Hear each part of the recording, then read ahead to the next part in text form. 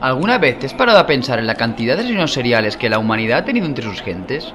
La cantidad es abrumante y muchísimos de ellos ni siquiera sabemos que existen. Quizás te has cruzado en más de una ocasión con uno de ellos y no has sido consciente de ello, pues estas personas pasan desapercibidas y parecen un ciudadano más.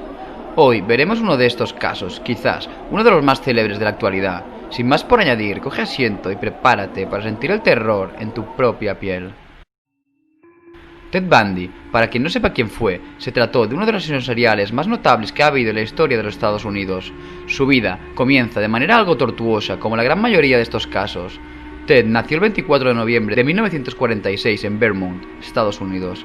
Durante aquella época, que una mujer fuera madre soltera era algo muy mal visto por la sociedad, por lo que, cuando llegó el momento de dar a luz al bebé, los abuelos de Ted dijeron que se trataba de su hijo menor, y que fue un niño tardío pero buscado.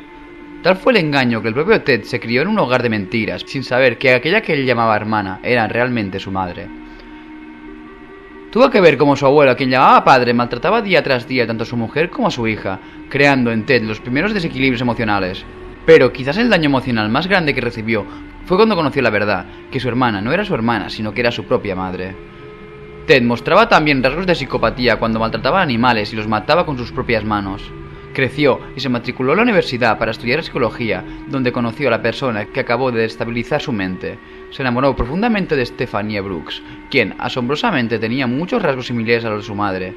Una vez la relación se acabó, Ted se volvió obsesivo con las mujeres y, pasado un tiempo, se volvió a matricular esta vez en Derecho. Durante esa etapa, en 1974, cometió su primer crimen, pues este se coló en una habitación de una estudiante de 18 años para golpearla con una palanca en la cabeza y abusar de ella. Afortunadamente sobrevivió, pero quedó con secuelas permanentes. Meses más tarde, Ted volvió a actuar en la misma facultad, atacando esta vez a Linda Ann, quien desafortunadamente no corrió tanta suerte como la anterior, ya que los restos de esta joven fueron encontrados un año más tarde en las montañas. Fue así como Bundy dio sus primeros pasos criminales y poco después, tras coger confianza, se decidió a dar un paso más.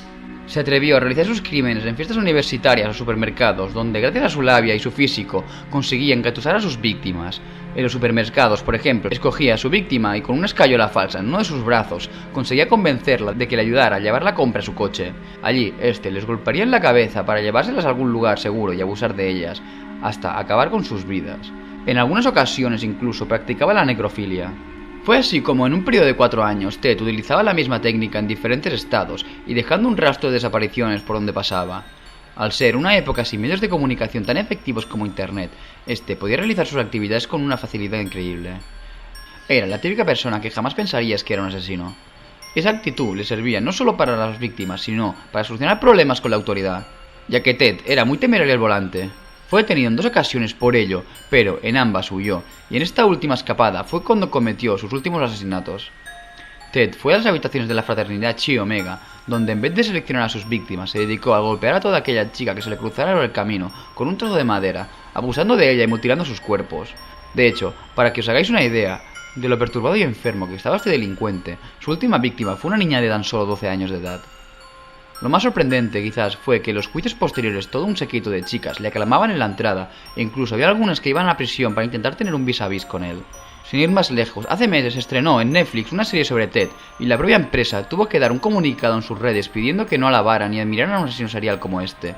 Imaginaos la capacidad de persuasión y de supuesto encanto que este hombre tenía. Fue así como se inició una cadena de juicios contra Ted, los cuales duraron 5 años y como un dato sorprendente, él mismo fue su propio defensor. Finalmente, a partir de unas mordeduras en los muslos de una de sus víctimas, encontraron una coincidencia que fue más que suficiente para poder condenar a Ted a muerte.